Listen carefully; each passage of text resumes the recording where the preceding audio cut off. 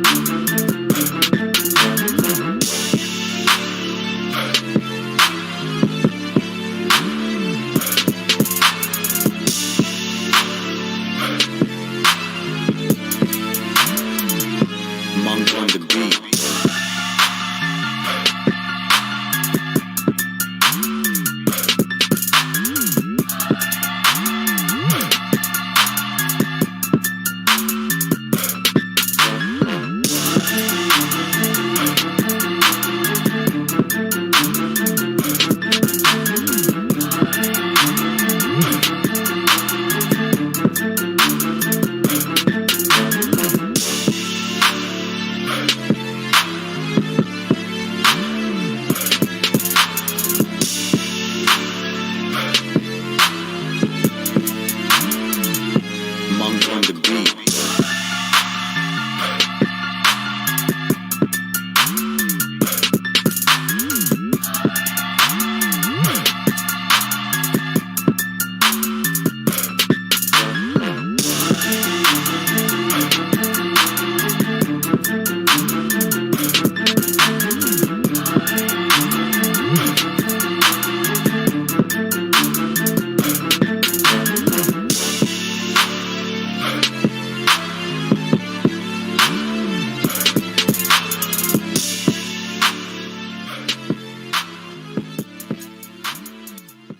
Monk on the beat. Woo! What is up, YouTube?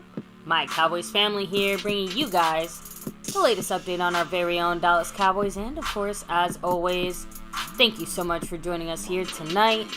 Take a second to hit like, subscribe, hit that notification bell, follow us on all social media at MyCowboysFamily, and of course, hit that notification bell. Right? I think I said that, right? Yeah, you got it all covered, baby. Hop in the Discord. There we go. Links in the description box down below. I'm like, wait a minute. What is it I'm forgetting? Weekend style here, guys, on a holiday weekend. Hope everyone's having a great Thanksgiving weekend, holidays, friends, family, loved ones, and such. We got to talk about some love here tonight when it comes to our Dallas Cowboys. Some hate, some love. We'll talk about it all, as always. And some family. Yeah, and a lot of family. New family. How's that? Coming around the corner, repping that star. So we'll talk about it all here, guys. As always, hope everyone's having a great holiday time here with your family and friends. Baby, we got to start, shouting out those that rep this board here for our Cowboys. Some of the family members. Like the ones that rep it here on the Cash App and Sponsor of the Week board. And that's the one name you got to see right there. Snug. Well, Huckin' X. Snug X in the house. Shout out to you, Snug, of course. And not only representing as the Sponsor of the Week, he's also the Cash App King. Yes. And if you look over to the right, a big mahalo to the man Mark Hosepian with 35 points. He's hanging on. He's still hanging on. You look at the gifting champion right above. Scrolling up there, that gifting champion's the man Jason Renfro. He dropped that Dak Prescott 4 last week, and he won it. Snuck it out at the buzzer there. Of course, this week, who's the leaders? Well, Jason Renfro currently in second place, Skeptical Fan in third. Who's in first? Mary Alvarez in the lead with 5 on it right now when it comes to the gifting membership. So she's got the lead there. And then, of course, you look at the Cash App board. Snug X is the leader, trying to go back-to-back like our 90s Cowboys, like Jason Renfro last week in the gifting board. And then if you look at the overall board, even though it is a lot closer because we got Zach Luna in second place, Snug X is still leading the way in first place. So, again, tomorrow will be the finale here. We'll crown some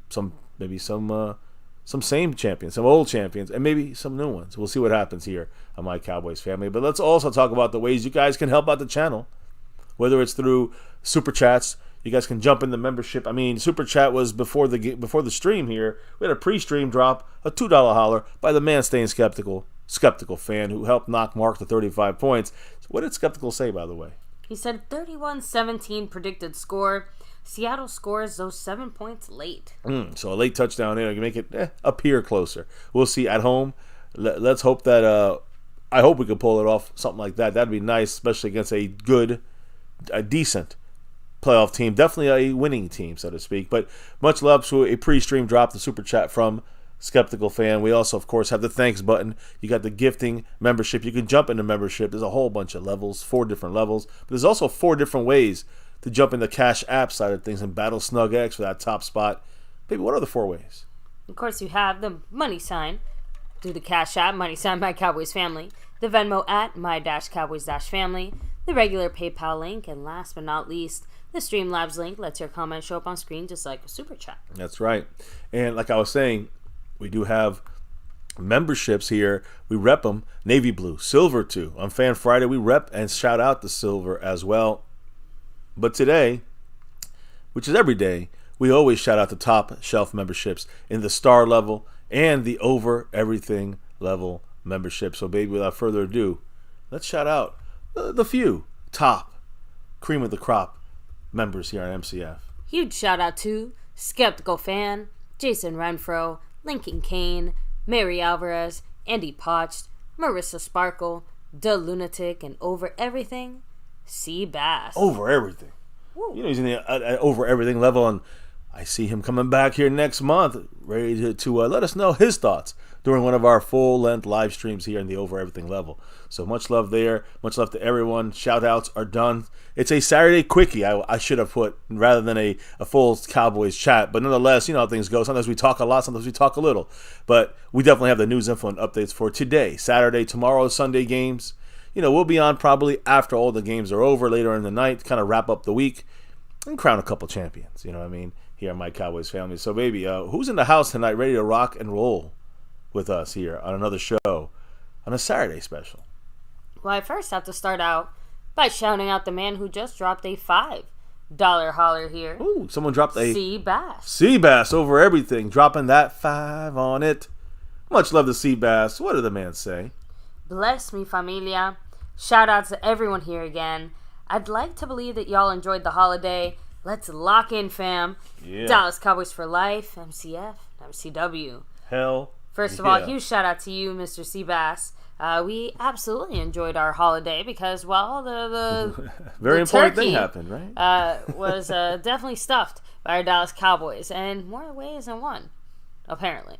So, but yeah, so definitely a great, enjoyable holiday. Even if it was a little bit more quiet, we did have some family in town. It was nice to be able to spend time with them. Yes, very nice. And, you know, looking forward to kind of getting back into the swing of things. Although with the Thursday game, things are still a little weird. A little it's haywire, still for off sure. Heading into a football Sunday and not seeing our Cowboys. Definitely feels weird because it's like the weekend, but we're really on a Tuesday.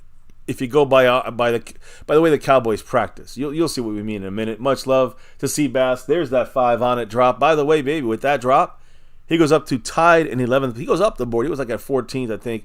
He's now in 11th place on the overall board, tied with David Lara at 11th at the Micah Parsons. So much love to him. Much love to Seabass, taking Mark Hovsepian down to 30 points. Who else is in the house, baby? Well, let me go ahead and start with the shout-outs here. We have Nay, what's up? Oh, shout-out. Thank you, Matt Persico. Glad you're here. So we have the man Seabass in the house as well. Retro Scotty, hope your allergies are doing a little bit better there. Are you feeling better too? Yeah.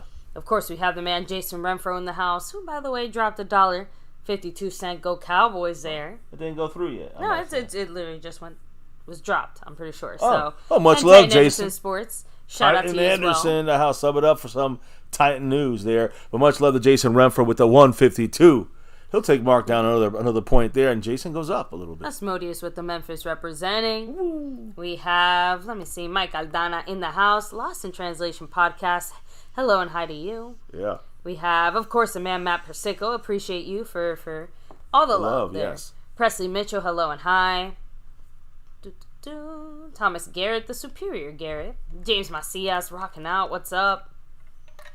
Trying to go back, make sure I hit up. Let me see. Skeptical Fan, of course, always staying skeptical. Always, siempre. Hopefully our Cowboys prove you wrong. That's all we need. Devontae Alvarez, what's up? Hello. Bama Fan in the house. House Nelson, you know why he's here. He's in the house. We got Freedom First. Who was first tonight? Good for you.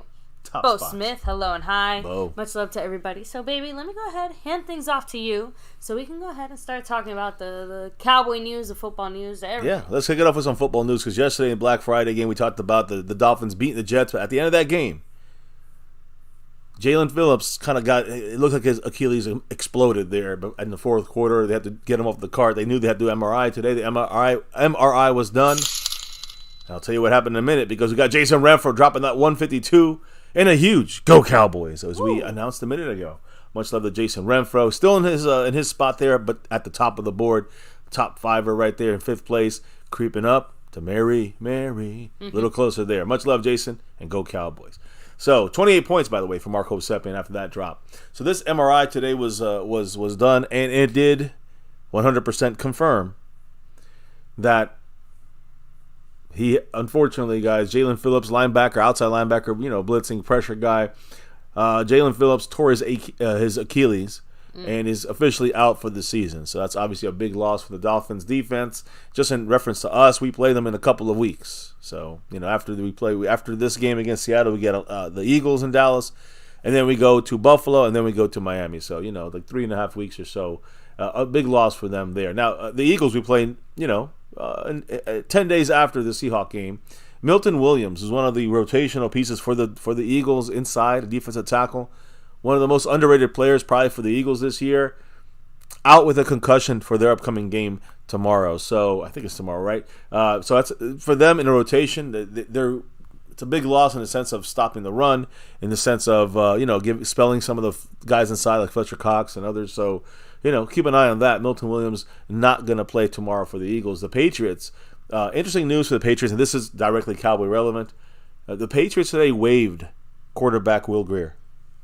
After some weeks there on the practice squad and on the 53-man roster, it was time to go for him. He's not, he was plucked off of the Bengals practice squad, had to be on their roster, the Patriots, for 4 weeks. Of course, that was when they played us, so maybe they were trying to figure something out. Didn't matter. We won 38-3.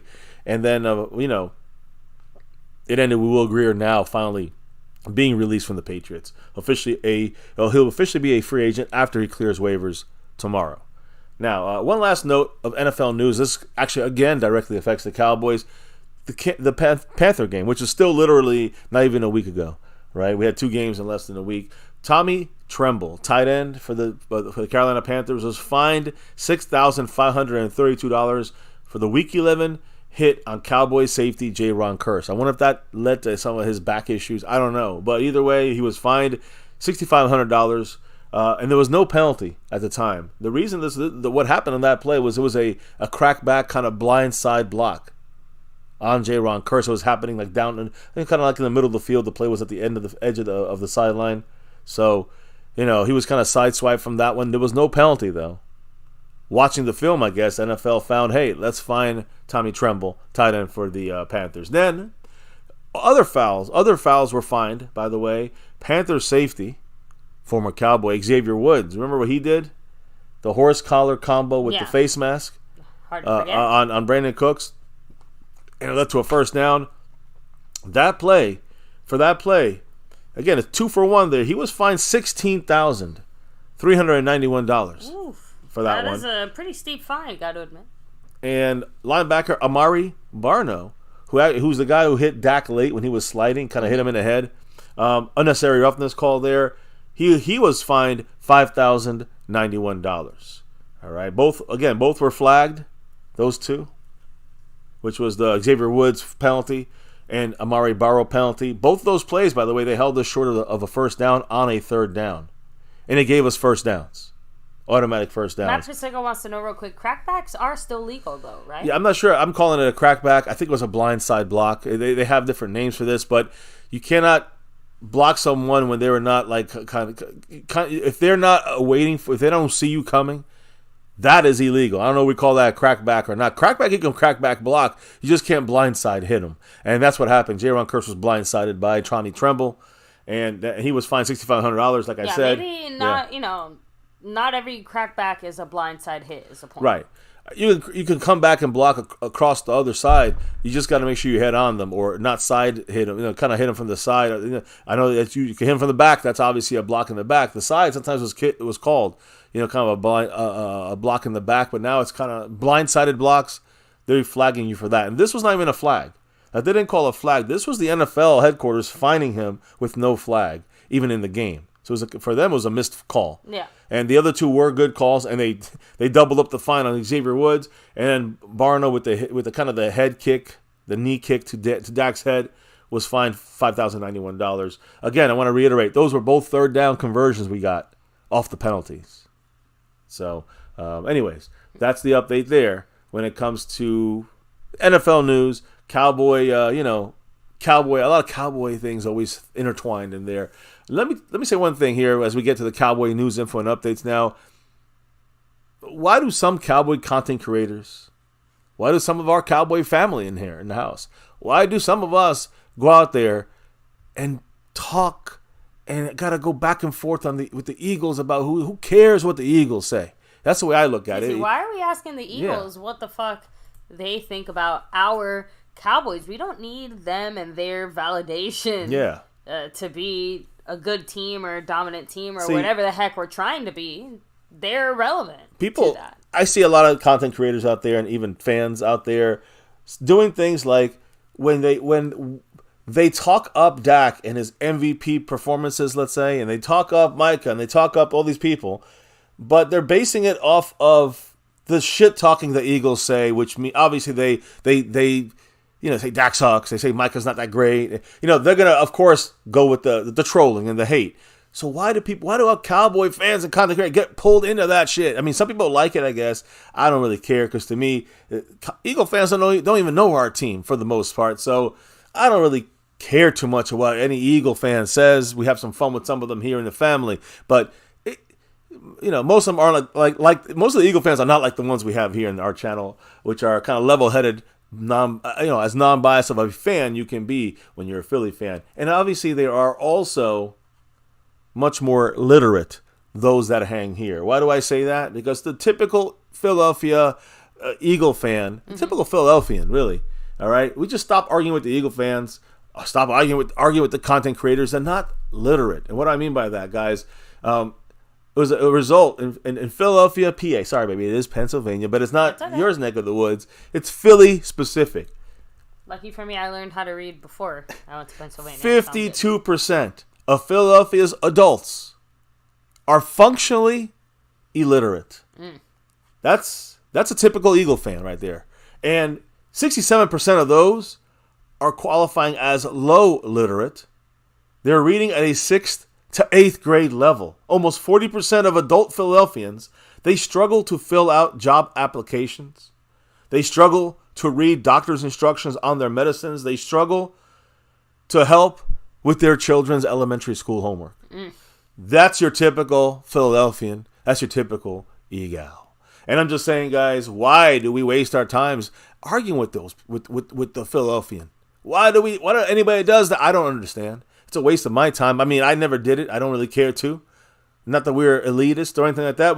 We know we're better than the Eagles. Exactly. Would that qualify as elitist? Not about to start now. Yeah. But we just talk shit about Philly. We talk shit because, listen, they got 4 more to go to tie us. And trust me, we'll get 6 before they get 2. We'll leave it there. So, anyways, this is my 2. Anybody have their 2 cents on this situation when it comes to Eagle fans? As Modi said exactly, MCF. To hell with the damn Eagles. Don't even entertain those bastards. Thank you, Asmodeus. Thank you. Like I said, it really does just blow my mind. It's almost like, again, the Cowboy fans need a Joker to their Batman, so to speak. You know what I mean? It just... That's more like the Eagles need it. They need a Batman to their Joker. The Eagles certainly do. But it's more the fact that it feels like you said, that the Cowboy fans are actually falling for it. Falling for the bait. It's like to create discussion. A lot of Cowboy content creators, a lot of fans, they go back and forth. And here's the thing that bothers me. That they're saying like, okay, well, we got this guy, and that's why we're the best. Because they're talking to an Eagle fan. And the Eagle fan is going to say, well, we got this guy, and we're doing it. It's just why are we comparing, like, why are we making our team sound like they're better? Or, they're going to overhype this, right? Talking to an Eagle fan who they don't even know their fucking team. So most of them. So I'm just saying they're not very smart people in general. Yeah, only half of them can actually read the names on the back of their jersey. I mean, they struggle to fucking fill out prescription. I mean, to follow instructions on medication and help their children with homework. I mean, sorry, but I don't have to discuss why CeeDee Lamb is better than AJ Brown with an Eagle fan.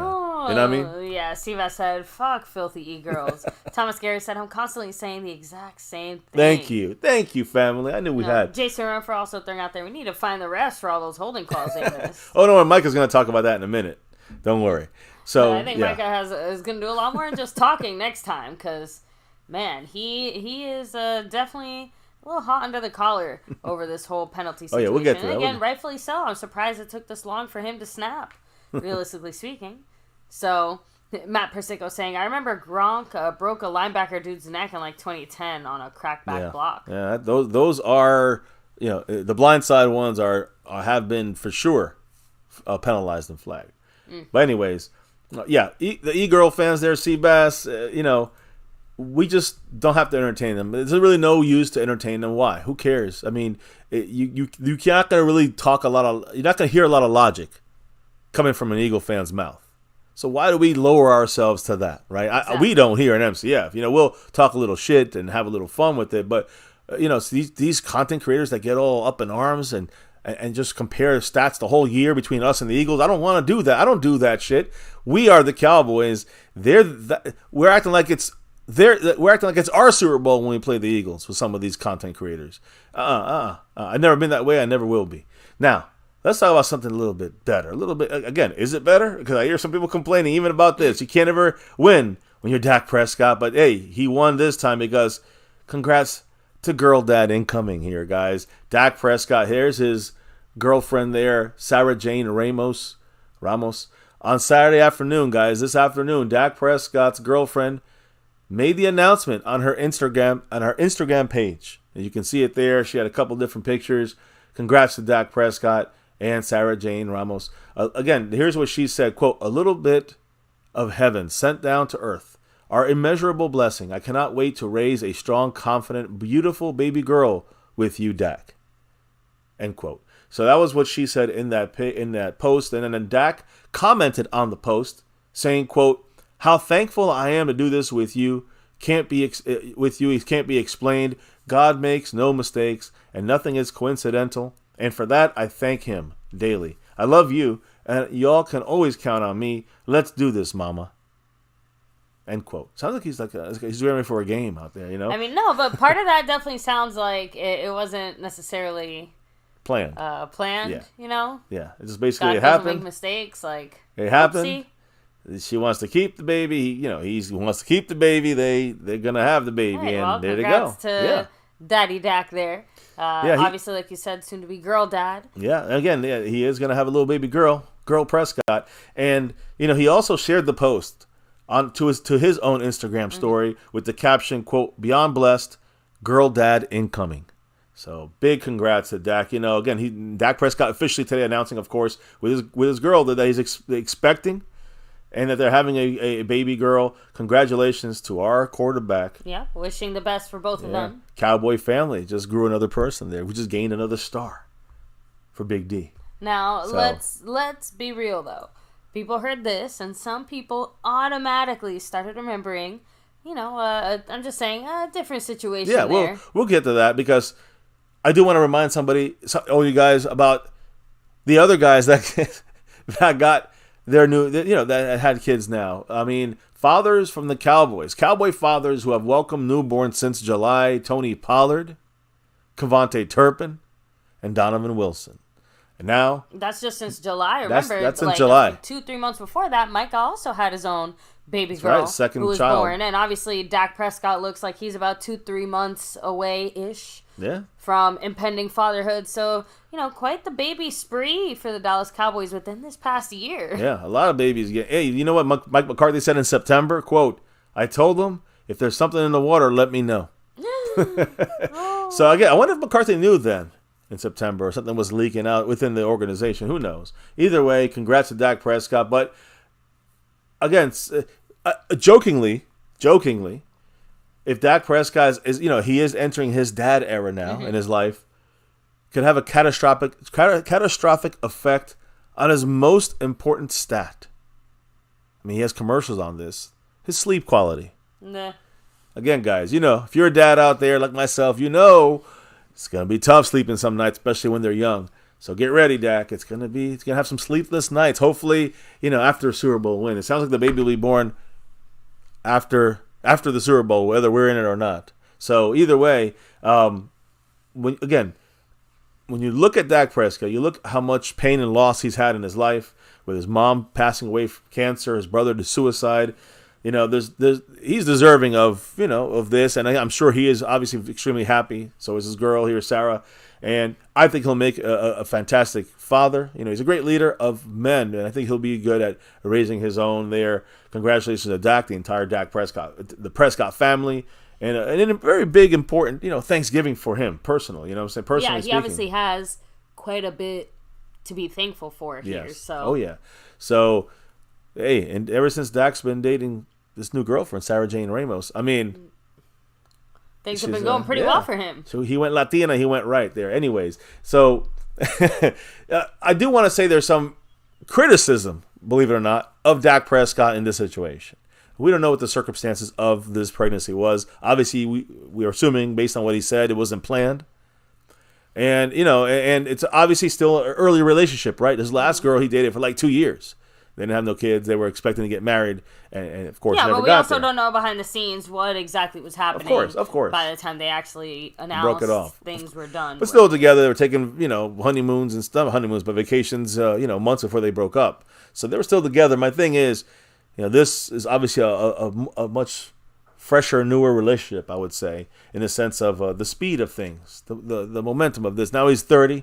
Maybe he's thinking it's time for me to be a dad. I don't know. But go back, and some people have said this about Dak and about past, our last and past Dallas Cowboy quarterback, Tony Romo. Kind of saying what you were kind of inferring to. Now that he's a dad, right? Romo, if you go back, people are saying he had 3 kids, and people believe that distracted Tony Romo. Now, in my opinion, when he had his kids, I mean, he actually started becoming a better quarterback, more focused. He knew how to see the offense and read the defense easier, faster, and quicker. Later in his career, when he started having his kids, I mean, he was getting better until the back injury. So the back injury is the issue. I mean, he didn't give birth, so that didn't affect his fucking back. His back is from football playing, right? He had 3 kids. And a lot of people saying, we know that went because he got distracted and it hurt the Cowboys.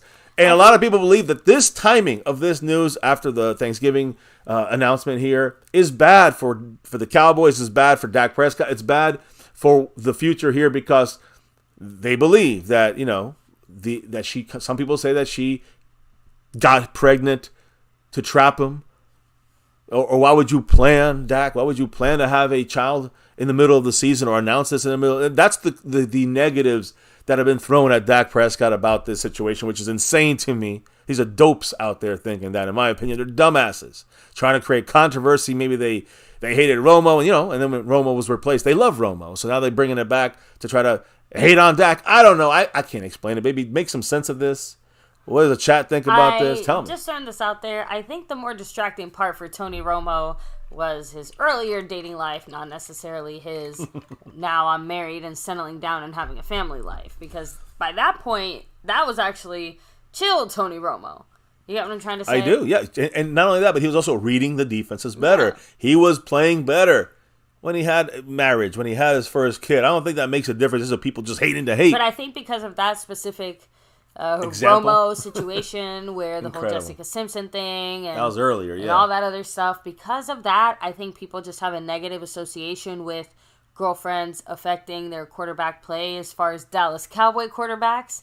So when people, heard anything about this, they were just a little wary because, again, the last time a girlfriend had some kind of something to say, we lost. Well, again, think about this. So you got Carrie Underwood, then you had before that Jessica Simpson. I'm just saying when you have these are famous women, right? It's kind of like Travis Kelce and Taylor Swift. So all the pressure, all the eyes are on you. Added pressure for Romo. That was distracting. I agree with you on that. But when he married the woman he married, it wasn't a distraction anymore. He had his kids. It wasn't a distraction. Not the kids. So you're right. The dating, even Dak's dating, has not really been a distraction because these women are, number one, not famous. Number two, kind of in the background in the sense of they doing their own thing. They have their own lives, right? So they're not like they're gonna. Again, it's a different situation when it's not a celebrity. So I think that's the distraction portion people think about Romo, which I agree with that part, but I don't agree when he got married and he had kids. That was a distraction and hurt his game. In fact, like I said, I want to keep saying it, Romo was getting better when it came to reading the field. He might have been getting worse physically, in the sense of his back, but he was getting better as a quarterback. So Dak is at that point right now. He is getting better as a quarterback. He's seeing the field better. The right scheme is being implemented there to work to his strengths. And you think that having a kid is going to make him less focused? Having a child is going to make him distracted?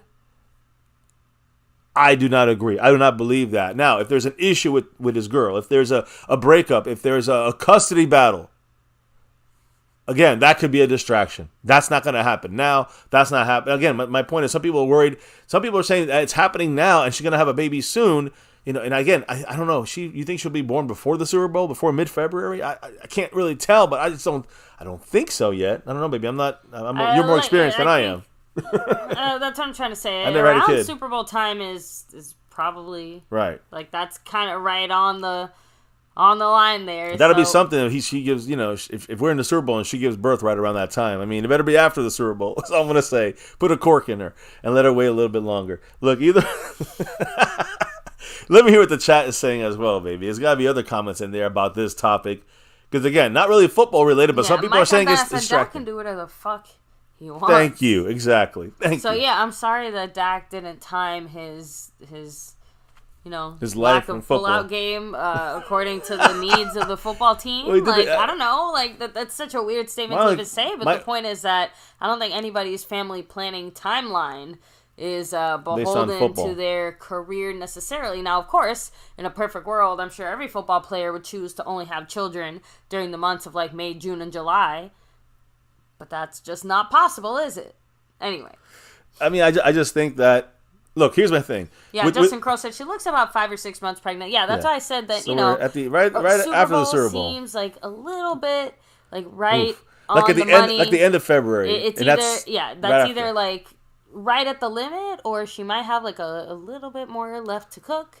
Much love, really just Q-Man, Justin Quarles, by the way, in the house, shouting him out. But yeah, I mean, if I was going to ask questions about this, I can say, well, he was with his last girl for like 2 years, and we don't know if she got pregnant, I guess, but they never talked about the pregnancies or just talked about marriage coming and all that good stuff. And then this girl, he's dating her for like 6 months. I don't know. Right, I'm not sure exactly how long but whatever he's dating her for, and hopefully based on the got timeline, a baby hopefully already. A little bit more than that. That's the hope, because he got 6 months. He already got four of them with the baby in her. So I'm just saying that was a real quick delivery right there. So as far as Dak hitting that bullseye in the touchdown in the end zone, but Bruce said my daughter wasn't planned either, but I'm not giving her back. Hey, neither was mine. I understand that, but I'm not even. Actually, I would like to know who did actually plan their child, and congrats to you. Well, some people have, but it's fewer than people that I know. Are happy little accidents, so to speak. And either way, it doesn't stop. I'm pretty sure we're loved just the same. Yeah, of course. It brings me back to the question, though. And Franco said, I'm the baby daddy. It brings me back to the question of, was Dak not adamant about, asking to like maybe birth control situation? I'm asking maybe because is it something where some people are saying she trapped him? So I'm just telling you what some people are in 2-3 months and then she's pregnant. So where was he slacking on his side of things? Let me make an assumption. Okay, give me a second. Where was he slacking on his side compared to his last girl, which was a serious relationship for like 2 years, and then they broke it off. Now he's got a relationship for like 3 or 4 months, and then she's pregnant. So I'm just throwing it out there. I'm not saying this is it's going to affect him or lose focus in the season or anything like that. I'm just asking as a human.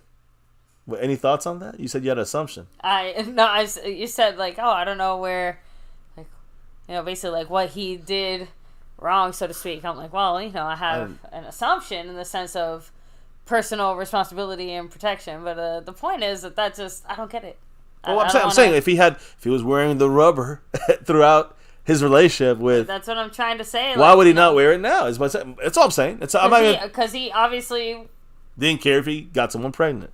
He was ready to commit. Damn! In 2 years with the other one, he didn't. Well, I guess when you know, I'm just throwing it out there. I'm just throwing it out there. And he made the ultimate commitment, which is having a child. That's a lifelong commitment for sure. That's beyond marriage right there. I mean, Fuego said it, but I'm not. I want to hear it. Let's hear it. Let's hear it. How do you read it then? Oh, Jesus Christ! This is an open channel, freedom channel here. Let's go. Who said this? What? Fuego. Because she got that good. Matt Persico said, "Pull-out game got worse. Football game got better." Hey, we'll take that. As Cowboy fans, I'll take said, that. "Power of the P." Well, you know what? I guess whatever keeps him playing good football. I mean, you guys do know her background is of a Latina, but also Cubana. So So I know that's the same thing. I know. Okay, but she's Cuban. I know she's Latin. I got it. But she's Cuban specifically, which of course MCF here represents. So just want to throw it out there. Jordan also went with the Cuban woman, married her. Wow, Dak is Jordan confirmed. Got it. He's got the shoes. Dak's following in Michael Jordan's footsteps. He's got to get the rings and things. Well, there you go. So I guess that explains why he's gonna have his own little Hispanic baby now. So I love this story. It makes me laugh. But hey, I know a lot of people, have different views on it. I'm excited and happy for him. He's honestly, it seems like, especially on the team, one of the oldest ones there to not have a child at this rate. So, I guess Dak's been so responsible for so long. If he slipped up after all this time, I guess. There's so many jokes we can continue to make here. We're not going to do it. But he definitely hit the end zone. You see, Matt Persico, there you go. That was a smarter move. He said he put the Puerto Ricans down and picked up a Dominican. Now, I don't know about you two guys, but, when you have a child, you feel this pressure sometimes, especially right before the baby's born, to get things done before they're here to some level of completion. And you're really telling me that this man doesn't want a Super Bowl ring before that baby is born? That'd be a great push there. Huh? I'm just saying that. Some people say it's a distraction. To me, it's just an extra fire. Motivation? Because now there's a hard deadline. There's no undoodling that did. That baby will be born. It's kind of like it will very likely be born around Super Bowl time. It's kind of like a few weeks. The NFL must have contacted and said you're going to get in the Super Bowl. No, the thing is that it's kind of like getting a tattoo saying you're going to win the Super Bowl this year. You're stuck with that. So no, listen. Quick comments. We're going to move on to some football stuff here. Hey, I'm sure the chat has more to say. Hopefully the Cowboys continue to score like Dak clearly did. Keep hitting that end zone. We can keep the jokes up all night. Keep hitting that end zone. That's what I'm trying to say. 4 touchdowns a game. We'll take it. I think a great way to wrap this up here is Fuego's last comment. In all reality, I'm definitely elated to see that Dak is about to become a father. Congratulations to them. Yeah, I'm with you too. I think that I agree that it kind of will focus him in a way where, he's going to be motivated for his child, but also I think he's also going to be motivated, like now I'm in a new place here, you know what I'm saying, in my life. So, I think the only right way for him to enter that next stage is to enter that next level. Yeah. When it comes to football. Now, if he really is feeling the offense in a way he's never felt before and playing in a way he's never played before, and this team is doing things that no team has ever done before, well, I mean, let's I'm just saying, let's continue to carry that forward into beating teams that we have yet to beat this year. And then continue that on and on and on. Great penetration by Dak, and he plays offense. Anyways, when it comes to the situation, and Dak Prescott specifically, let's talk about Dak real quick, baby. Let's talk about Dak. He does compare to Tony Romo in some ways, and what ways are those? Well, he's passing him in those ways, because right now Dak Prescott has currently tied Tony Romo, who was, by the way, in the stadium calling the game yesterday, for most 20 or more touchdown pass seasons in Cowboy history. That was number one, by the way. Romo was number one on that stat. 7 years in a row, I think it was, right? 7 years in a row, Tony Romo threw at least 20 touchdowns. Not Troy Aikman did that. The next person who did that other than Dak and Romo, was Danny White. He was the second most with 20 touchdown passes or more, and he had 4 years like that, Danny White. 4 years of 20 touchdowns or more thrown in a season. Tony Romo had 7 years like that. 7 years, 20 or more touchdown passes. Woo! That just made me jump there. Now Dak Prescott is tied with Tony Romo for number 1 with 20 touchdown passes or more in 7 straight seasons, in 7 years. And he's looking at number. If he gets number 8, he breaks the record. So next year, Dak gets 20 touchdowns, which he should. Dak will be number 1 on that stat, passing Tony Romo. Right now, we got the Lunatic tying Skeptical Fan in the gifting membership side of things, dropping that gifted membership. Ooh, shout out to you, the Lunatic. Yes, much love to the Lunatic. Mike Rogers gets a little piece of the love there. Appreciate you. Thankful to have someone like the Lunatic in the house. And as always, go Cowboys. You know it. Much love to the Lunatic. Let me update the board here. So, and again, huge shout out to you. Thank you. Now, Asmodeus, interesting comment there. Hope you don't mind if I ask you to explain it like a tiny bit. He said that is weak on Dak's part. He ain't representing the brothers worth a damn. You talking about his girls, Latina girls? Well, he had 2 known white, girlfriends, and then he had now a Latina girlfriend. But, I'm guessing that's what you meant, but that's why I don't want to assume. So. I mean, you can't help people maybe like, I guess. You know what I'm saying? I can't really judge you Dak like on that. Like, I guess, Yeah, I mean, so I'm not going to speak on that one, but. Oh, no. Don't worry. We know Mr. MCF likes all types. They're damn right. He's been all around the world. And no, but baby, that was the old days. Mm-hmm. I only want one now. Just saying. So why are you blowing up my spot here, baby? Jesus. Oh, I'm not blowing up anybody's spot. I'm just pointing out that facts. You're pointing out facts. You had no particular preference in that department, and got yourself your own little sampler box of chocolates. Oh my goodness! So guys, you're hearing this. I don't know what she's talking about. I guess neither do I. Correct. You don't know what you're talking about. I have no idea. None. You something's wrong. No. So. It's on you, baby. It's on you. I'm just listening. Now I'm just sitting back listening. So, and Cowboys Mosh, shout out to the man Mike Rogers. The Mosh man, yes. Getting that there. So, and Seabass throwing out there, women are all beautiful. CF not wrong. So, no. I agree. I never said he was wrong. Never said I even disagreed. Just saying that, maybe just he laying out the agrees facts. more than I agree. That's all. That's all. Interesting. Isn't somebody help me out there, please. Isn't it? Nope. No lifelines here. I see that now. You gotta dig your own hole. I dug it. Obviously, dig yourself out of your own hole. I don't know if I can do that. And at this point of the conversation, I'm gonna stop talking. I will start talking. By the way, the board is updated. Much love to the Lunatic in a tie there with Skeptical Fan on that board and others. I think I had a Marco Skeptical Fan. Sapiens repping it Malik Hooker style. Yeah, he's got 28 points still on that stream boss. So I gotta tell you one stat, one record that Dak just tied with Tony Romo. He'll break it next year, in my opinion. Dak throws for one more 20 touchdown season. He's number 1 on that category, in front of Romo and in front of Danny White, who's now going to be 3rd.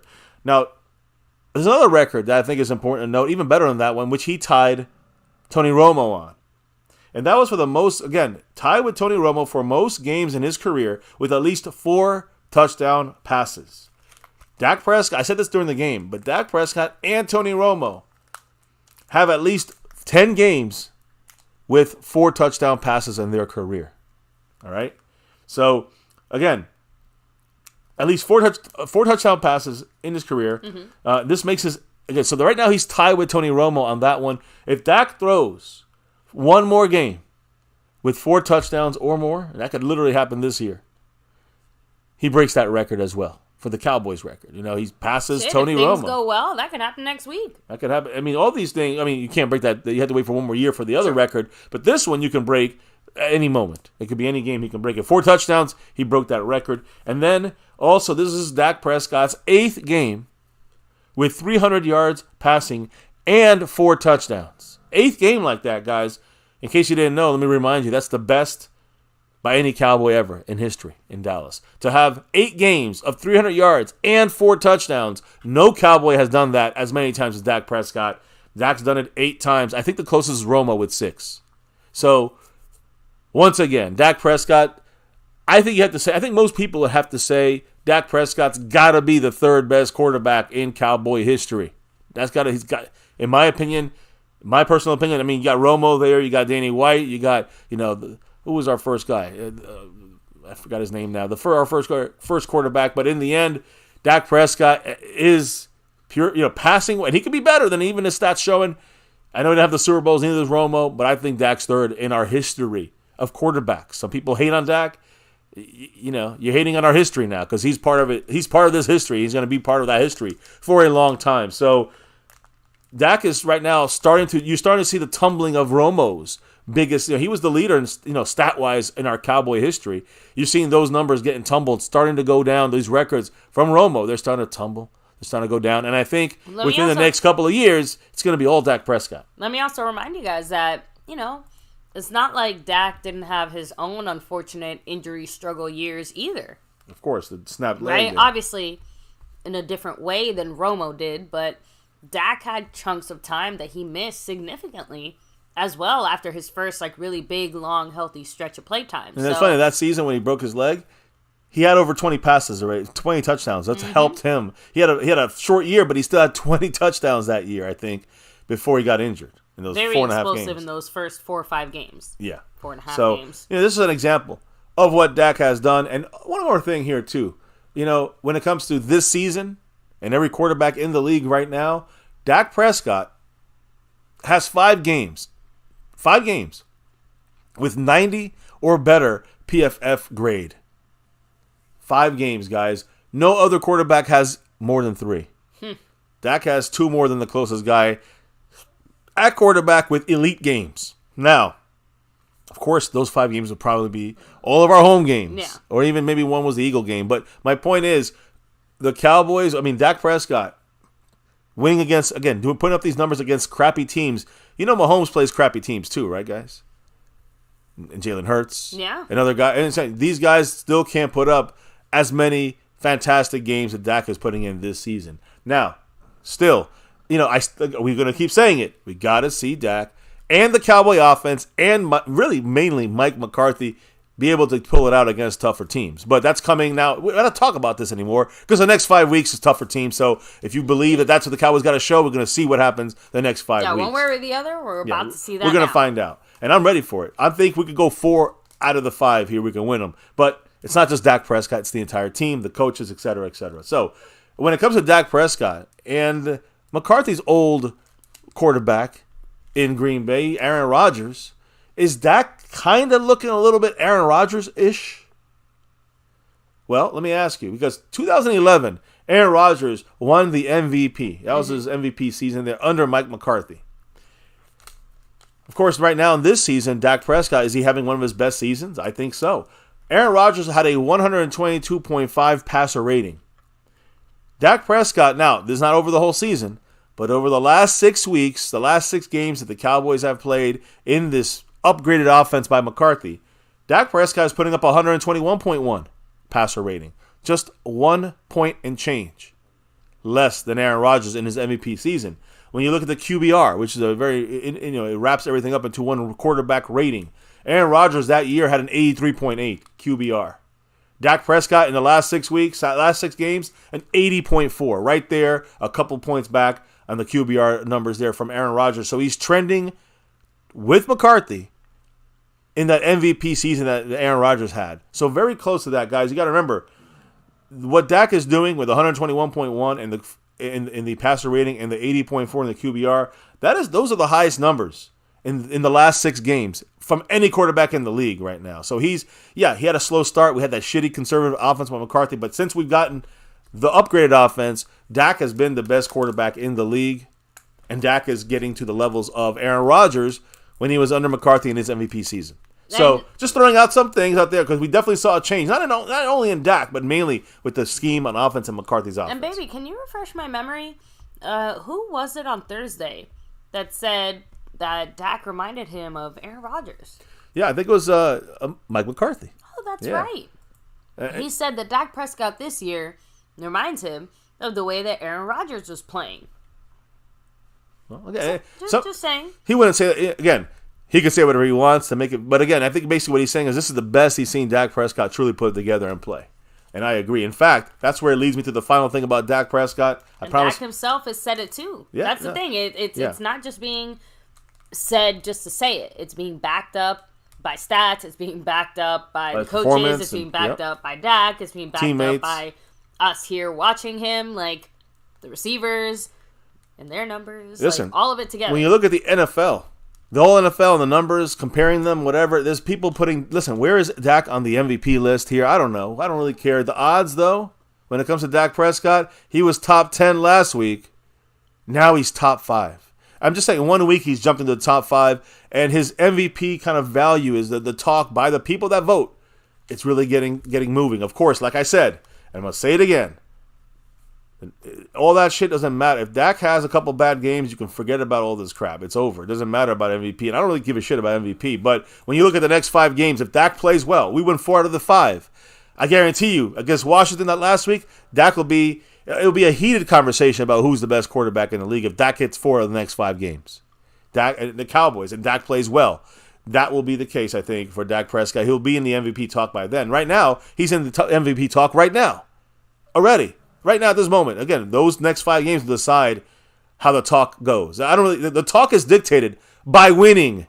That's why the only reason I care about the MVP shit, because if he's being talked about week 17, 18, that means we could get that first seed. That means we're winning our games. That means Dak is playing great against better teams. Seattle. That means we beat the Eagles, Yep. and so on and so Bills, on and so forth. the Lions, the Bills, the Dolphins, the Lions, exactly. That's no one's entering MVP discussions Yeah. with losing games. we're losing 3 out of their 5. That's not at that point. It gives a shit. Let's just get in the playoffs to the 5th seed. That's the hope. That's not MVP talk anymore for Dak. But if Dak plays well, which if we're winning, he should play well, then we'll be hearing Dak's name at the end of the year, in my opinion. Again, Friday morning, this is yesterday. You look at the odds after the game. Dak was 3,500 to 1 odds. All right? Right now, the odds for him to win the MVP have gone to 850 to 1. That's almost like cut in half, and now he's in the top 5 list as far as the guys, the highest chances to win, the MVP. So, anyways, I don't know how you think or how the chat may think about this, but Dak keep playing well. Dak will be in MVP talk. That's great. But that means, more importantly to me, we're winning. We're winning games, and we're beating the harder teams here in the next 5 weeks. Agreed. So, the lunatic throwing out there, when you think of Dak, you don't think of upper echelon arm talent right away, but his leadership and decision making make him a top 10 NFL quarterback. Yeah, for sure. The top 10 quarterback is one thing. The MVP is you got to have a really good season. He's heating up to a point where he's pretty much the best quarterback right now by stats, by the way he's playing, by the way the offense has been kind of fit to him. But he got to do it the next 5 weeks, right? And him maybe more than most other top-tier quarterbacks relies on his scheme and the person out there mapping out part of that decision-making process more so than others. So for a variety of reasons, right? Maybe it's his own just limitations as a quarterback. Maybe it's the fact that, he didn't have decent coaching until later in his career, so he's kind of playing catch up to some of these other guys right now. Almost doesn't even matter, does it?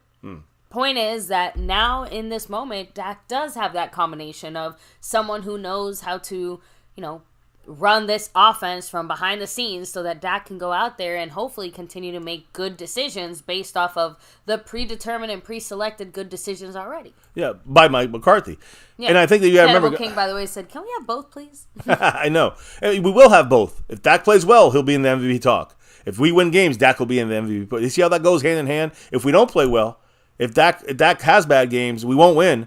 And Dak will not be in the MVP talk. So that's just the way that's going to go. So, I think that when you look at, the offense we have, you look at some of the plays we had yesterday against Washington, you see the way that McCarthy drew him up. The touchdown to Rico Dowdle. We sent Brandon Cooks in motion.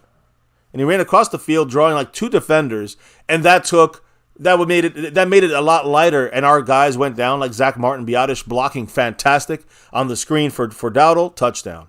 So again, that's an example of one of many examples of how this offense is killing it out there. You're seeing the Turpin touchdown.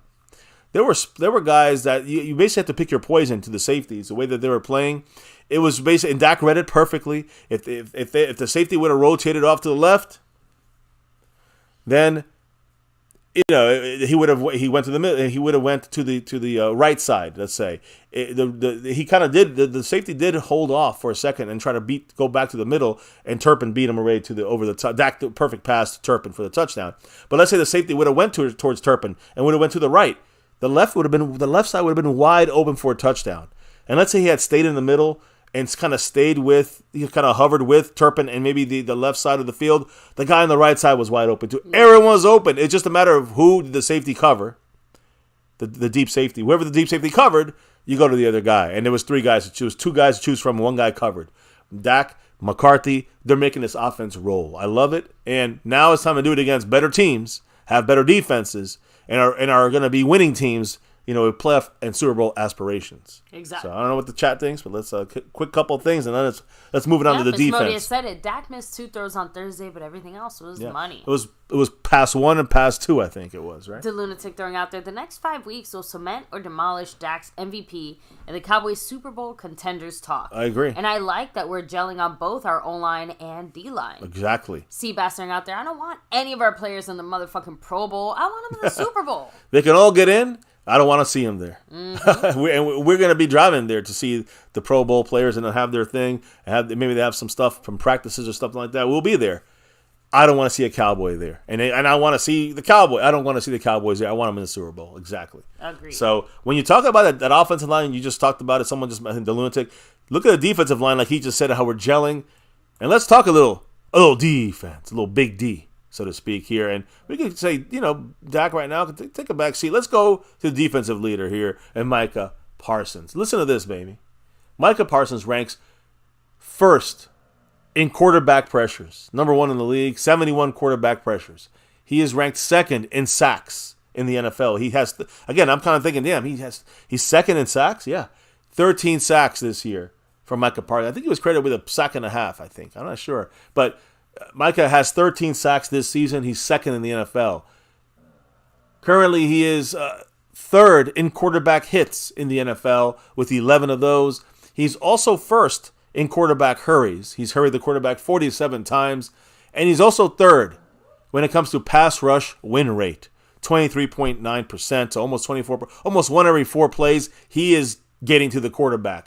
So I got to go back to the big issue that happened with Micah.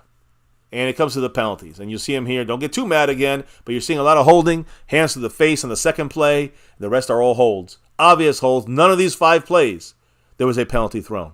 Whack, right in his face. Come on. So Micah Parsons, again, drew 0 penalties on Thursday. And it is infuriating how Micah Parsons continues to be cheated on that offensive in the trenches by opposing offensive lines, and the league officials continue to let it go unpunished. This is frustrating for fans. It's frustrating for Micah the most. And guys, for me, we say you got to overcome the refs. I hate even bringing this up because I don't want to use these missed calls, 5 of them at least, and maybe more, on Micah Parsons only. I don't want to use this as a bitching and whining about it because I don't want to complain about refs, but this shit's getting out of hand. Let's be honest about that, right? And the all 20. When you watch the all 22, it's actually you see this, and there's like another 5 to 10 plays that you can even maybe say there could be a penalty there too, guys. There's obvious flags that are not being called, and these are the 5 most obvious ones. But there's other ones that are obvious as well that you could have called them. Micah Parsons himself spoke about this today some more, and he said this quote: "I heard ball was out all game. I really don't think they ever seen someone win at the line of scrimmage at the same speed rate that they don't quite understand. Honestly, this is the difference between a sack and a half and 3 sacks in this game." Damn. And he said it's an offensive league. It would be boring for the NFL's viewership if they called 10 holding flags.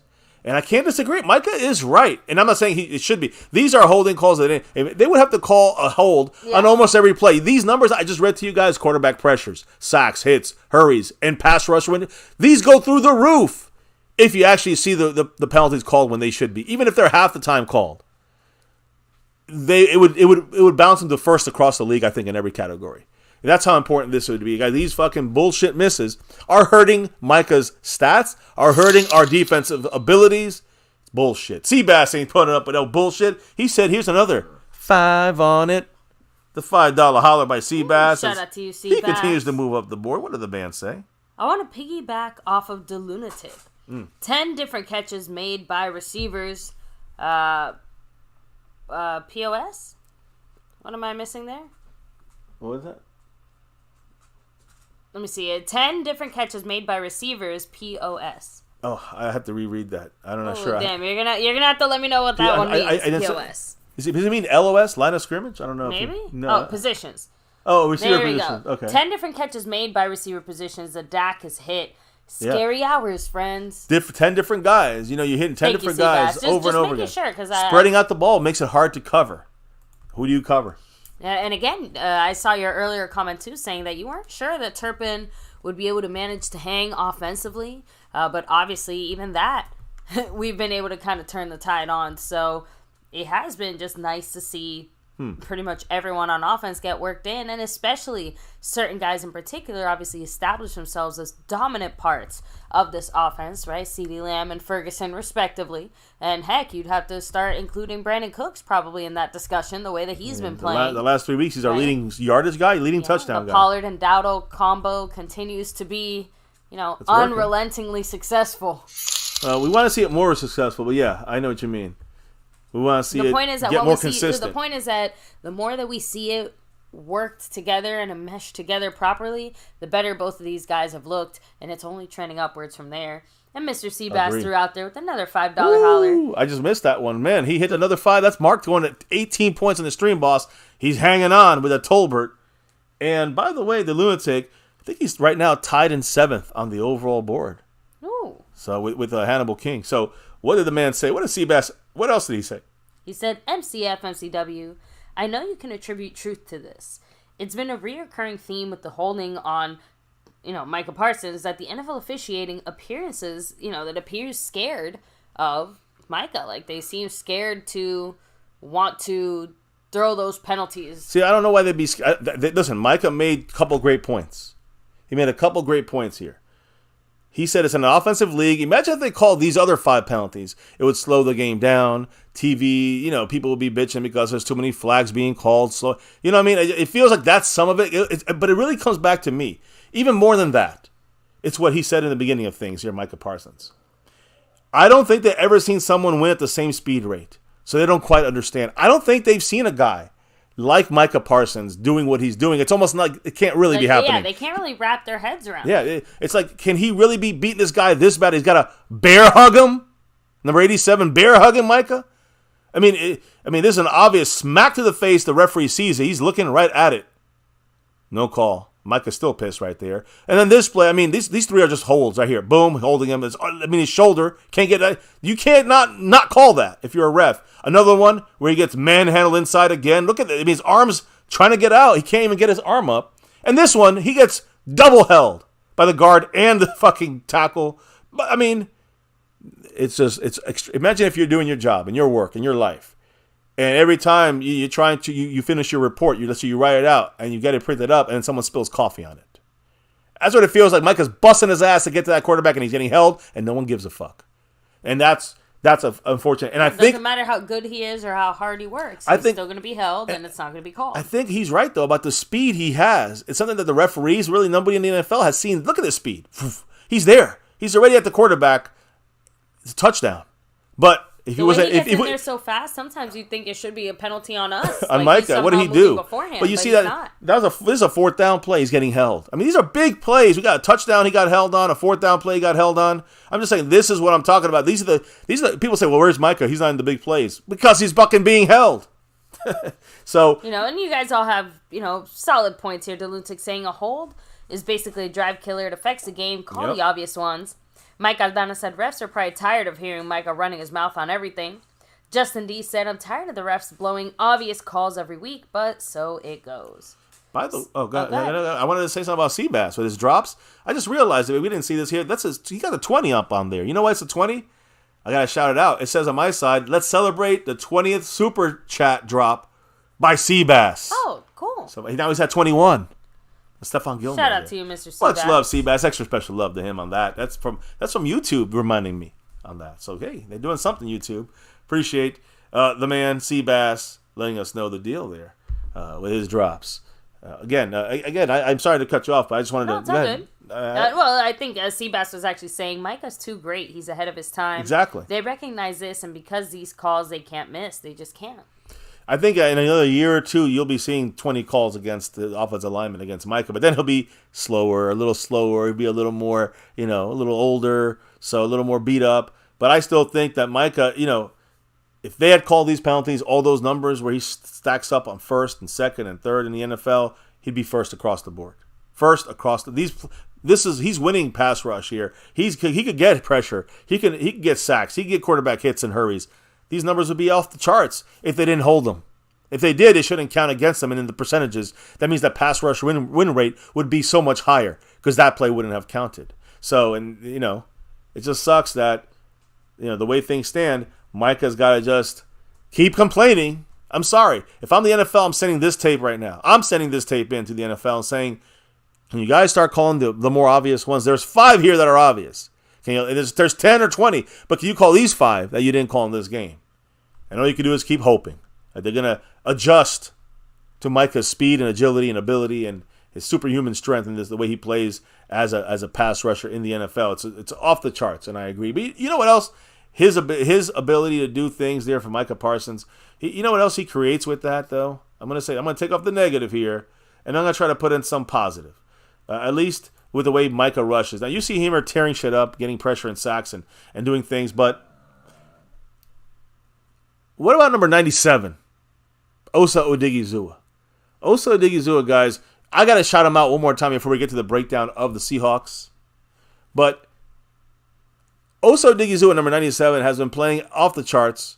And this is last him more and more as the last handful of weeks have gone on, and more in good ways, right? Yeah, make that clear. Yeah, I mean, you're seeing here last year some things you're seeing him do here in 97, getting some pressure as well. A lot of this to do with Micah Parsons really breaking things down for everybody on that field, including Osa Odigizua. But guys, by the time Osa's contract is up in another year, next year, are we going to be able to afford to keep him? He's going to be ranked one of the best defensive tackles in the NFL, one of the young defensive tackles. He has the 5th highest defensive grade when it comes down to run stops among NFL nose tackles and defensive tackles. All right, the 5th highest run stopper in the NFL at the interior defensive line. His run defense grade is right now through PFF at 77.9. That puts him 4th in the entire NFC as the 4th best defensive tackle in stopping the run and run defense. He's the 5th best in the National Football League, number 97. And he is 3rd currently in the NFC East when it comes to interior defensive tackles. You talk about guys like Fletcher Cox and Daron Payne, and then Osa Odigizua. I'm just saying, guys, think about that for a second. That's crazy. Osa is up there, and he's got a higher run stop ranking by the analytics than these guys. Rookie from the Eagles, Jalen Carter. Rams, Aaron Donald. Bucks, Vita Vea. The Commanders, Daron Payne.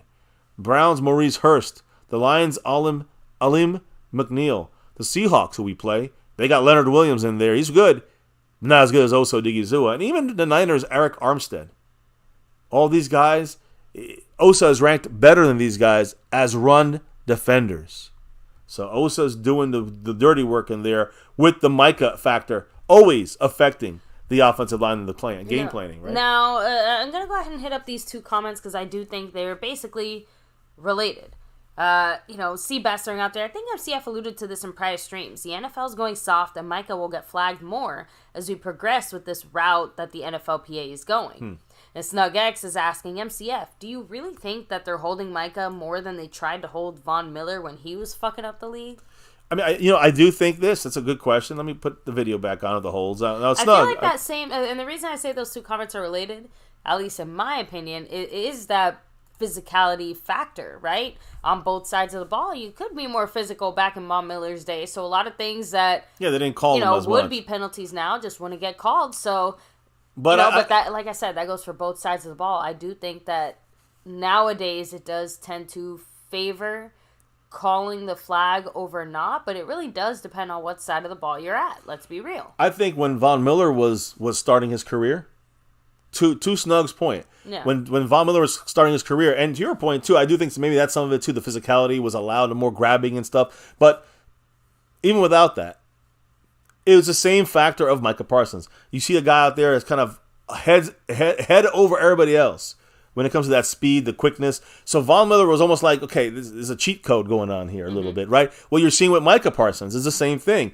There's still the referees have to adjust to Von Miller. And that's why I said another year or two, they'll be adjusted to Micah Parsons. And they'll be throwing a lot more flags out there, in my opinion. So, I understand what you guys are saying. I think that what's going on is just I don't think it's being done on purpose. I know Cowboy fans are going to say, this is no, they're picking on us. I think they're not used to seeing someone with this speed, quickness, and the ability he has to just really wreck entire offensive game plans and offensive lines. They're still getting used to the way they call flags against opposing offensive players when Micah's getting in there. It's almost like they see the hook and they just assume it's a hook because that's the only way you can slow down Micah when it's really a hold. It looks like a hold in there, right? When Micah sometimes is getting pulled, right? I mean, that's a hold to me, but the ref is looking at it dead straight in there in Micah's face and they ain't calling it. So I think it's a similar thing that happened to Von Miller and other guys when they come in the league and they have some speed or quickness or something that's incredible. That especially in the pass rush side, where the referees have to adjust to the way these players are wrecking offensive lines, and then they have to, once they understand, okay, this guy's getting held because there's nothing else anyone can do, and we got to start calling the flags. I think that will become a little bit more clear for Micah Parsons in the next year or so. It's just my humble opinion on that. Yeah, I know, Asmodeus, 2 players in the same defense competing for Defensive Player of the Year is badass. I love it. Little Dallas Cowboys said, I got Bland over Micah right now. It's hard to say because it's very hard for defensive backs to win Defensive Player of the Years unless they got to be off the charts, which DaRon Bland is. But you got guys out there that will vote for the sacks and vote for those standout numbers. But you guys know, right, what means more? 15 sacks or 5 pick sixes? 5 pick sixes actually mean more than 15 sacks. So, yeah. And when you add the interceptions, the pick sixes, and the whole mix, DaRon Bland should be higher rated when it comes to Defensive Player of the Year. Justin D says they need to adjust now. I agree, but we're still waiting for them to adjust. Send this film to the refs, to the NFL offices. Jason also reminding us all, okay, just in this one game, it's one thing, but overall, that's like 5 sacks that Micah should have had added to his stat sheet, and that's just on the super blatant call. And what happens to those quarterbacks what happens when the quarterbacks throw the ball in a pressure situation without the blocking, without the hold? I mean, with the hold, and Micah's getting there. If you don't hold them or if you throw the flag, you save a touchdown here. You save some plays, but if the other thing is, if Micah is getting held, if the penalties were coming out, these holds would slow down, and Micah would get better stats. So it all kind of is a snowball effect, kind of domino effect situation. Oh, sorry, I thought you were going to say something else there. So, Little Dallas Cowboys saying, I agree, MCF, it's going to be tough. Breaking that record is a shock stat, though, for Bland. Oh no, for sure. No one was, in a weird way, no one was more shocked than Bland, because he was definitely a little shell-shocked there when he was being interviewed and after it all happened. Honestly, we were all kind of a little shell-shocked. These are the 4 of the 5 pick sixes that he had, DaRon Bland, this year. So, and by the way, just throwing this out there, the man, the lunatic, just drew down with his $2 I see it. Holler. He did J-Lou too for Mr. De Lunatic. What did he say? The refs slower to adjust to 11 than before. It feels like Cowboys it, right? For life. It does feel like that. I do agree with him, and I don't know why it's taking so long. Sending this goddamn video coming from somewhere, right? Like, Micah is not exactly the bitching type. Remember, we actually complained about the fact that none of our Cowboys seem to be the bitching type. And that's not to say that we want them over there crying over every single play that goes wrong and doesn't go their way, which is not the case for Micah, by the way. It's not like he's been a crybaby all year. He's been talking more about it recently in this season, and you see him been bitching about it against Carolina, against the this game here, against the Giants. The last two games is the last only 2-3 two games times that we've really seen him be public with this. So whatever it is, obviously he's reaching the own end of his limit where he's just like, I can't. I mean, Micah had to be kind of calmed down by Mike McCarthy. Because Mike McCarthy said this, right? So, we'll see what happens, guys. Now, I do have to kind of get off of this. Great stuff there, Ben Bland. But we got to talk about the Sea Chickens. That's our next opponent. First look. Let's get it on, guys. Now, by the way, you have the emojis, for those in the membership.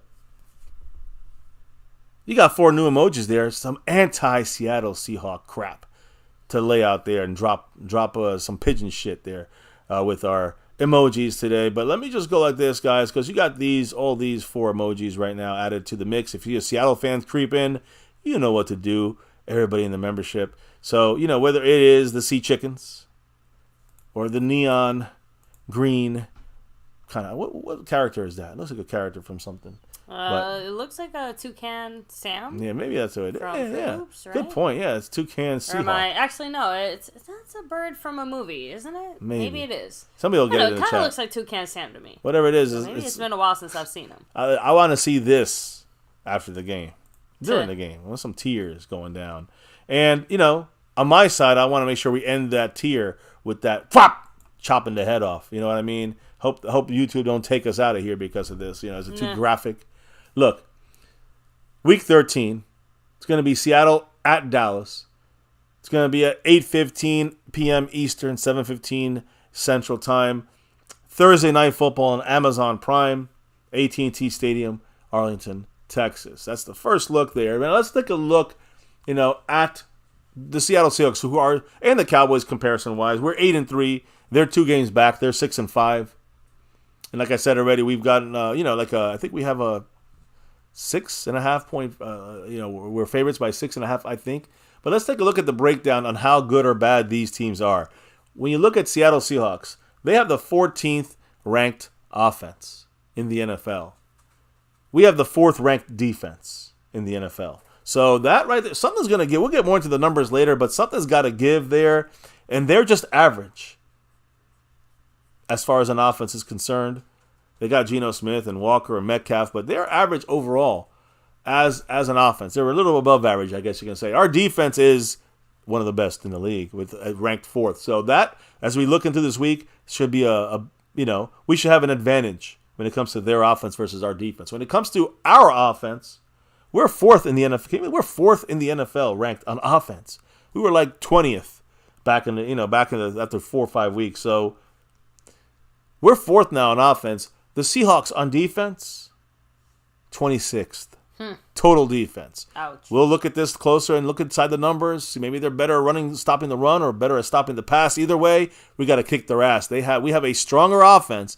They have a weaker defense than some teams we played, even that are not that good right now. What about when you break it down? How good are we? We're 5th best passing team in the NFL. And we are the 11th best rushing team in the NFL.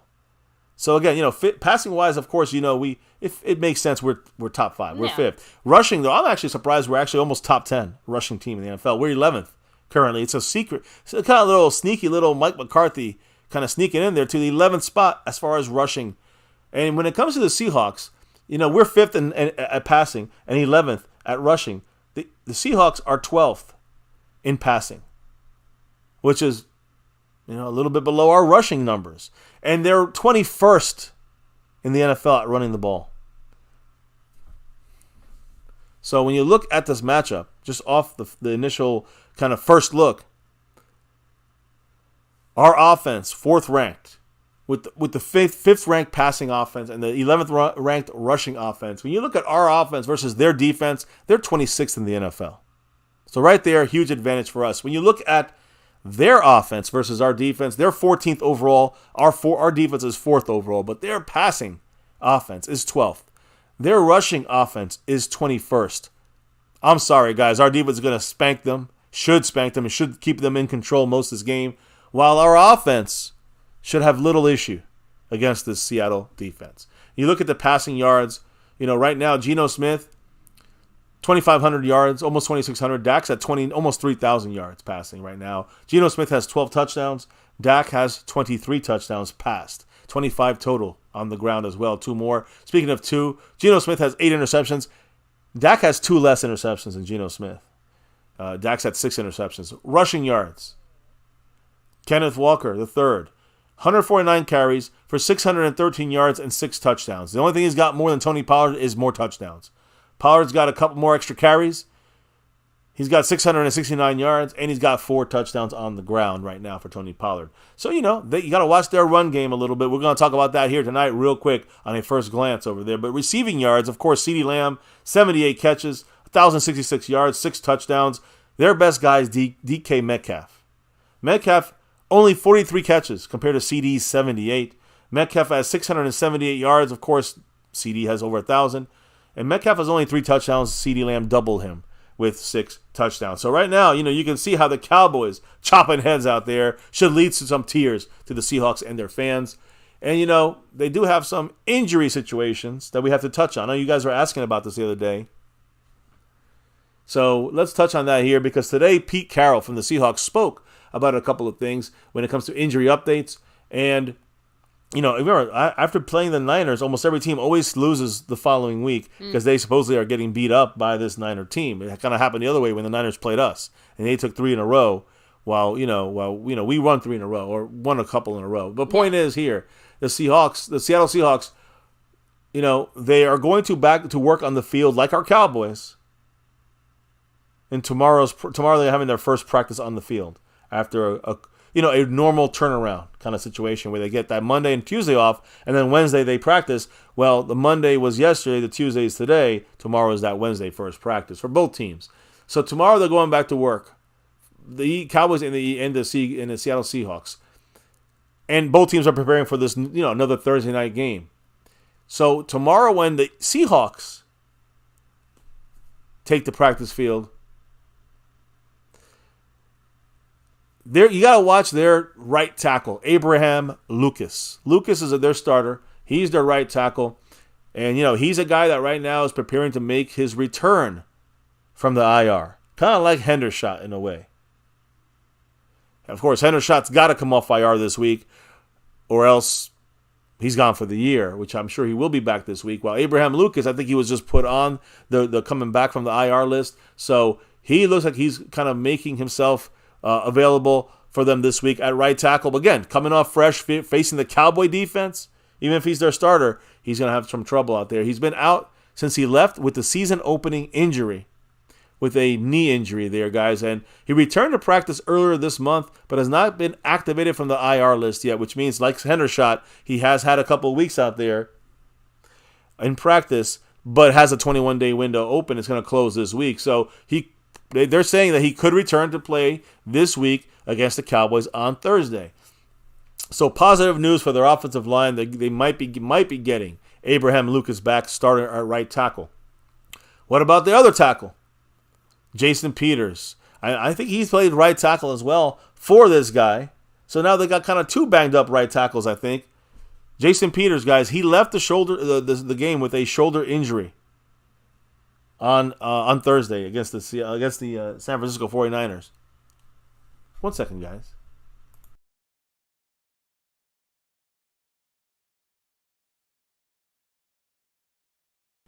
So, I'm sorry, guys. I just wanted to make sure I found the right piece of news here that fits this thing. But Jason Peters, who left the game, they were down to their 3rd guy at the right tackle spot.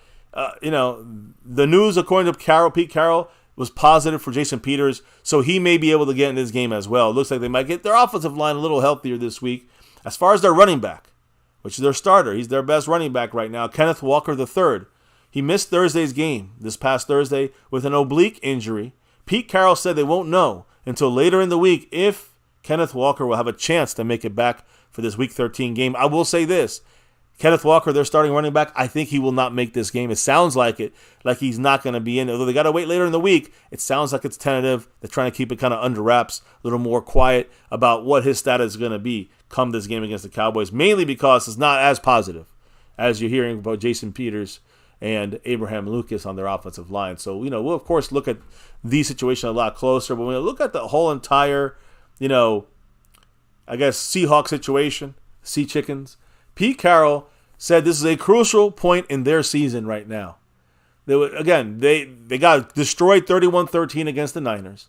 This defeat by the Niners, by Seattle, their loss, Seattle's second loss in a row, and their third loss in 4 games.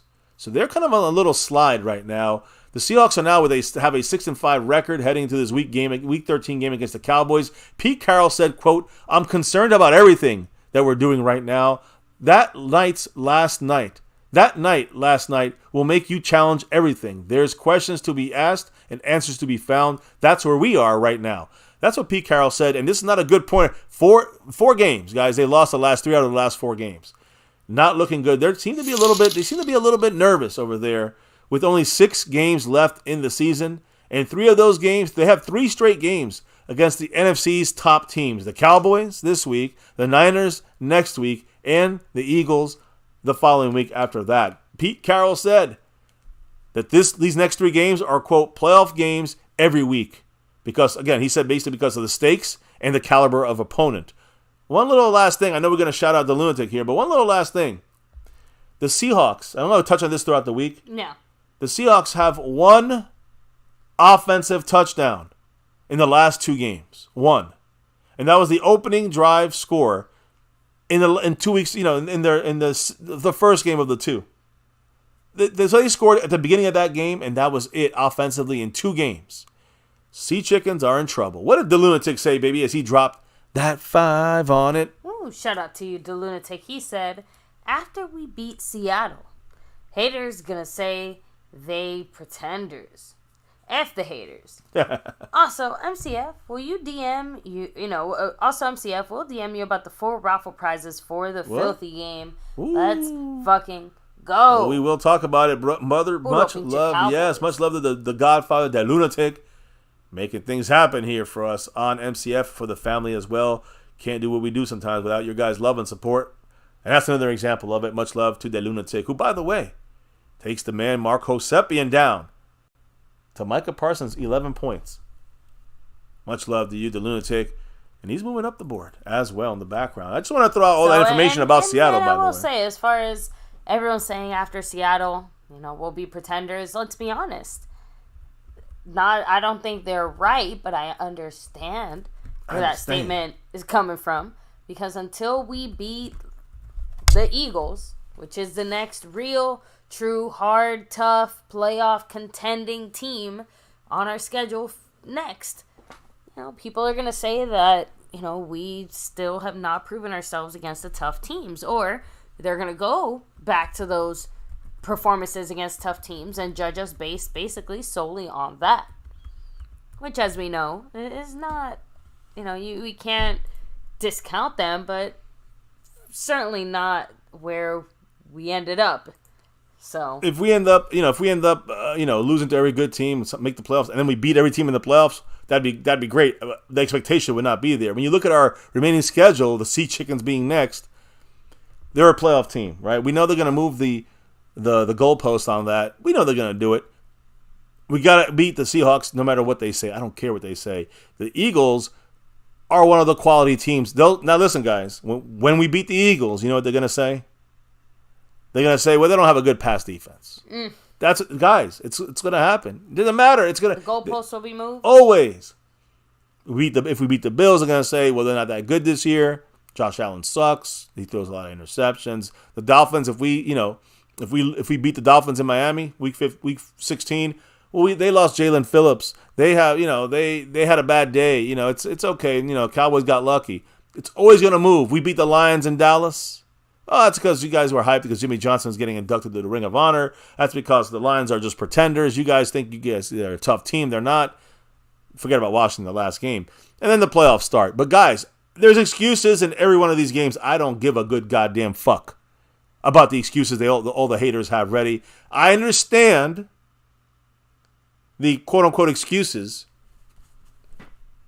that if we had lost or struggled worse against the Giants, the Panthers, or Washington, I understand why that would be, that would be a little bit more, I understand why people would be upset about that. But let us show we got to play well against these next 5 games to truly, and no matter what they say, I don't care. As long as we do that, we're heading in the right direction where we need to go.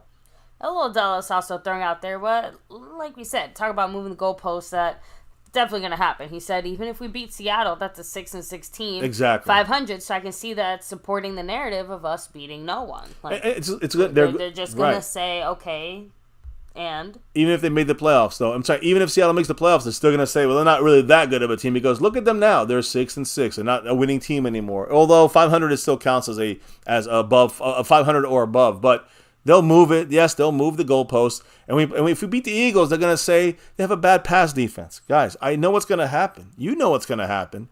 They're gonna say, well, they're not really good in the defensive backfield. They're going to say that, guys. The Bills aren't that good this year, even at home. Dolphins had an off day. The Lions aren't that good. Guys, I don't care what they say. We win the next 5 games, they can go fuck themselves. Cowboys should be a first seed at that point if we can win the next 5 games and control their own destiny in the playoffs. Everybody can talk whatever they fucking want to talk. If we're the first seed, we earn it.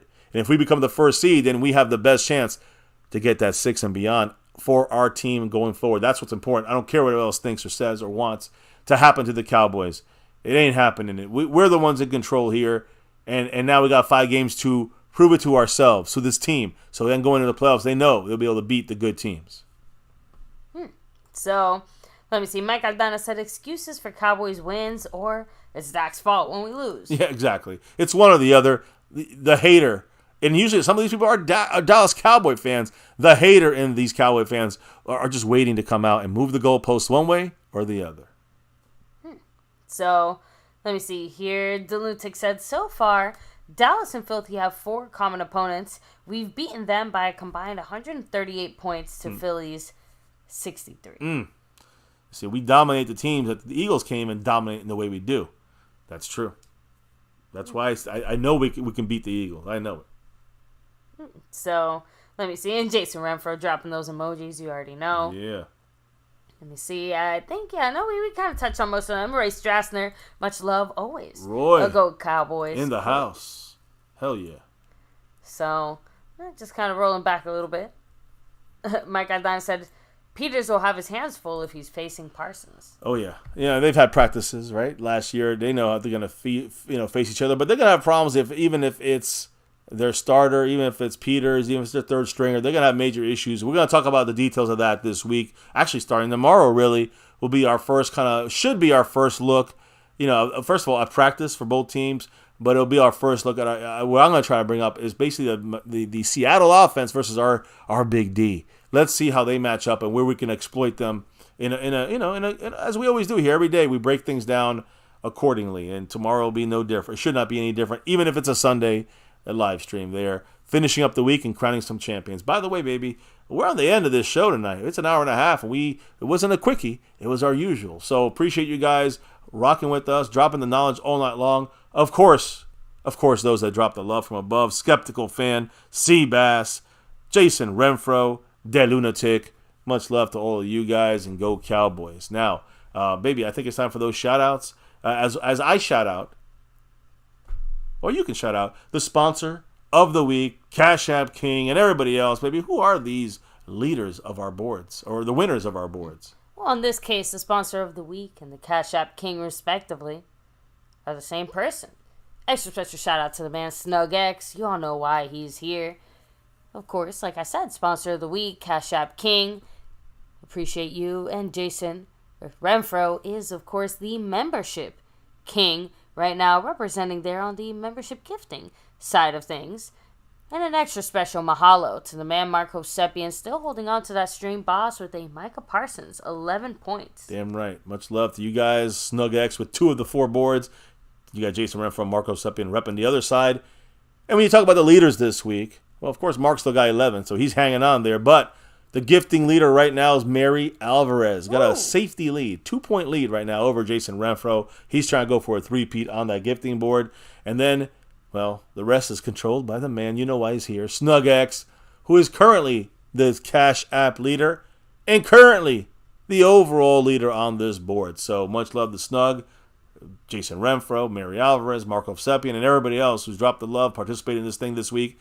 As we're closing out the week tomorrow, we're going to kind of get going into the middle of our matchup here against the Seattle Seahawks tomorrow right here on MCF. So, and we'll see who else is in the house as we crown some champions. Will there be some repeat champions, three-peat champions? We shall see tomorrow here on MCF. Who's in the house, baby? Let's do them shout-outs. We have, of course, the man, the Lunatic, much love. Matt Persico in the house. Justin D in the place to be. And yeah, Philly somehow does get extremely lucky right now. Little Dallas Cowboy. Never said you were a hater. All good here, at least on our side. Yeah, no, we're not. We didn't call you a hater. Just making sure. Mike Aldana, much love. He said it. Oh, no, I think I read that comment there. Little Dallas Cowboy in the house. Of course, Cactus G in the place to be. Jason Renfro, much love. The man, the Lunatic. Roy Strassner. No, I just want to make sure I don't miss anybody. Mike Aldana. MH. No, just rolling back here. Cactus G in the place to be. Little Dallas Cowboy. Asmodeus. I think. Let me see. Hannibal King. Yeah, that's as far back as I can go here. So, Much love, Matt Persico, take it easy. Yeah. So, all of you guys here, chilling, hanging with us. Appreciate you all. Yeah. I Well, mean, no, this I'm is saying. usually where yeah. you hop in. Try not to interrupt you. Okay. So, anyway, guys, it's a Saturday night. Appreciate everybody once again. Yes, truly cannot do this without you guys. I hope we got everything caught up. Dak's girl dad situation, all resolved. Again, we'll be back tomorrow to wrap up the week right here in My Cowboys Family. For now, though, baby, let everybody know why we do this thing each and every day and night here in My Cowboys Family. It's that navy blue, that silver too, that star over everything. Win, lose, or draw, good, bad, or ugly, here we rep this star over everything. And hey, guys, here on this channel, for 6 years and beyond, never forget the number one thing here, now, and forever, My Cowboys Family. As always, say it with us. Go Cowboys. We got 5. Let's get that 6 and beyond. And thank you all for dropping your knowledge in the chat all night long. Cannot do what we do here without your guys' love and support. We're dropping the love all night long. Thank you guys for doing that. And by the way, baby, we may pop up on MCF After Dark. If you don't have us, subscribe through there. You got to find us. It's on YouTube. So, just search MCF After Dark, and you guys can see us sometimes, maybe once, twice, 3 times a week. I'll jump on. I think tonight, maybe the wife will jump on. We'll see what happens if I go live on that channel. Just a little kind of mess around channel. Nothing is kept there. You can't rewind on it. It's all going to be just, we always have different topics and discussions. It's not just football. So, if you find us there, you know where we're at. We're chilling there sometimes late night. Usually myself, but hey, the wife does pop on once in a while, so we still have fun. We have kind of party streams there sometimes, so a lot of things go on there. That's not part of the cowboy world here on MCF. But after all that, here on this channel, it's time to clock out and drop out for the night, relock and reload for our final show of the week tomorrow, and see who's going to win some of these top spots on the board, and also wrap up the week, but also kind of still in the middle of another week. Cowboy football, and we see the injury reports and, of course, the situation going on with the practices and everything tomorrow for our Cowboys. On that note, though, baby, it is time to drop out, clock out, relock, and reload. When we come back here tomorrow, we'll wrap up the week. But, baby, before we can drop out officially for the night, what do we got to do before we get on out and drop on out of here? We got to drop the beat. Oh, yeah. Much love to all. We'll be back here again tomorrow. Don't think it's going to be a drinking stream, Snug.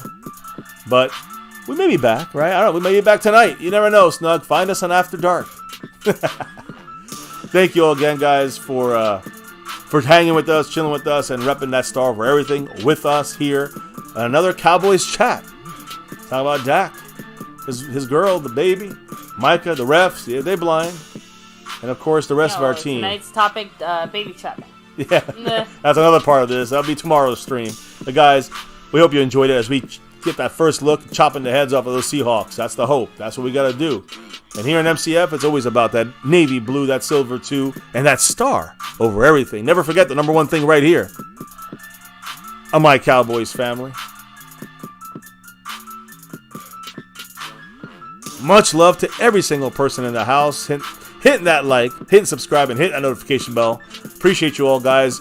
Have a good night. Stay safe. We may see you after dark. But if not, we'll see you back tomorrow for another one. Thank you all. See you later. Have a good night. And never, ever forget, go Cowboys!